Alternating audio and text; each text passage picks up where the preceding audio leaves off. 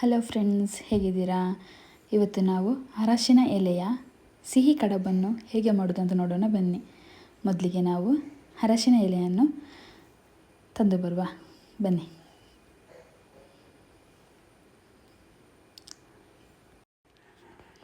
ಚಂದೆಯ ಒಳ್ಳೆಯ ಎಳೆಗಳನ್ನು ಕಟ್ ಮಾಡ್ಕೊಳ್ತಾ ಇದ್ದೀನಿ ಇಲ್ಲಿ ನಾನು 2 ಕಪ್ಪು ಅಕ್ಕಿಯನ್ನು ತಗೊಂಡು ಅದನ್ನು ಚೆನ್ನಾಗಿ ತೊಳೆದು ಒಂದು 4 ರಿಂದ 6 ಗಂಟೆಗಳ ಕಾಲ ನೆನೆಸಿಟ್ಟು ಇವಾಗ ಅದನ್ನು ತೊಳೆದು ಚೆನ್ನಾಗಿ ಇನ್ನೊಂದ್ಸತಿ ತೊಳೆದು ಮಿಕ್ಸಿಗೆ ಹಾಕಿ ರುಬ್ಕೊಳ್ತಾ ಇದ್ದೀನಿ. ನೈಸಾಗಿ ರುಬ್ಕೊಳ್ತಾ ಇದ್ದೀನಿ. ಇವಾಗ ಒಂದು ಒಲೆಯಲ್ಲಿ ಫ್ರೈ ಪ್ಯಾನಿಗೆ ಇಟ್ಟು ಅದಕ್ಕೆ 2 ಕಪ್ಪು ತೆಂಗಿನಕಾಯಿ ತುರಿಯನ್ನು ಹಾಕ್ಕೊಂಡು ಅದನ್ನು ಚೆನ್ನಾಗಿ ಫ್ರೈ ಮಾಡ್ಕೊಳ್ತಾ ಇದ್ದೀನಿ. ಇದು ಇವಾಗ ಸ್ಟಫಿಂಗಿಗೆ ಅದಕ್ಕೇ ಇವಾಗ 2 ಕಪ್ ಬೆಲ್ಲ ತಗೊಂಡಿದ್ದೀನಿ. ಇವಾಗ ತೆಂಗಿನಕಾಯಿ ತುರಿ ಹಾಗೂ ಬೆಲ್ಲ ಚೆನ್ನಾಗಿ ಮಿಕ್ಸ್ ಮಾಡ್ಕೊಳ್ಳೋಣ. ಅದಕ್ಕೆ ಈಗ ರುಚಿಗೆ ತಕ್ಕಷ್ಟು ಉಪ್ಪು, ಹಾಗೆಯೇ 1/4 ಚಮಚ ಏಲಕ್ಕಿ ಹುಡಿಯನ್ನು ಸೇರಿಸ್ಕೊಂಡಿದ್ದೀನಿ. ಎಲೆ ತಂದು ಚೆನ್ನಾಗಿ ತೊಳೆದು ನೀರೆಲ್ಲ ಇಳಿದು ಹೋಗಿದೆ.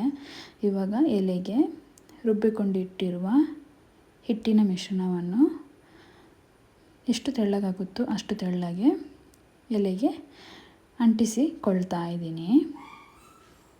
ಎಷ್ಟು ತೆಳ್ಳಗಾಗುತ್ತೋ ಅಷ್ಟು ತೆಳ್ಳಗೆ ನೀವು ಮಾಡ್ಬೋದು. ಯಾರೆಲ್ಲ ನಮ್ಮ ಚಾನಲನ್ನು ಮೊದಲ ಬಾರಿ ನೋಡ್ತಿದ್ದೀರೋ ಪ್ಲೀಸ್ ನಮ್ಮ ಚಾನಲನ್ನು ಸಬ್ಸ್ಕ್ರೈಬ್ ಮಾಡಿ, ಹಾಗೆಯೇ ಶೇರ್ ಮಾಡಿ. ಇವಾಗ ಇದಾಗಿದೆ. ಇವಾಗ ನಾವು ರೆಡಿ ಮಾಡಿಟ್ಟಿರುವ ಹೂರಣ ಅಂದರೆ ಸಿಹಿ ಮಿಶ್ರಣವನ್ನು ಇದರ ಮೇಲೆ ಹಾಕುವ. ಕೆಲವರು ಫುಲ್ ಹಾಕ್ತಾರೆ, ಕೆಲವರು ಅರ್ಧ ಮಾತ್ರ ಹಾಕ್ತಾರೆ. ಇದು ಫೋಲ್ಡ್ ಯಾವ ರೀತಿ ಕೂಡ ಮಾಡ್ಬೋದು ನಿಮಗೆ. ನಾನಿಲ್ಲಿ ಹಾಫ್ ಫೋಲ್ಡ್ ಮಾಡ್ತಾ ಇದ್ದೀನಿ. ಸ್ಟಫಿಂಗ್ ಹಾಕ್ತಾ ಇದ್ದೀನಿ. ಇವಾಗ ನಿಮಗೆ ಸಿಹಿ ಜಾಸ್ತಿ ಬೇಕಿದ್ರೆ ಇನ್ನು ಕೂಡ ನೀವು ದಪ್ಪಗೆ ಜಾಸ್ತಿ ಹಾಕ್ಬೋದು. ನಾನು ಮೀಡಿಯಮ್ ಸಿಹಿ ಹಾಕ್ತಾ ಇದ್ದೀನಿ.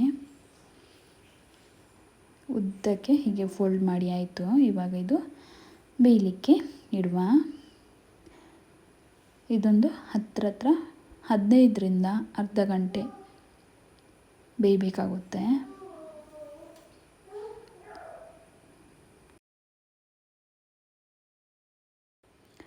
ಬಿಸಿ ಬಿಸಿಯಾಗಿರುವ ಅರಶಿನ ಎಲೆಯ ಕಡುಬು ರೆಡಿಯಾಗಿದೆ. ಇದರ ಮೇಲೆ ತುಪ್ಪ ಹಾಕಿ ಕೂಡ ಸೇವಿಸಬಹುದು. Thank you.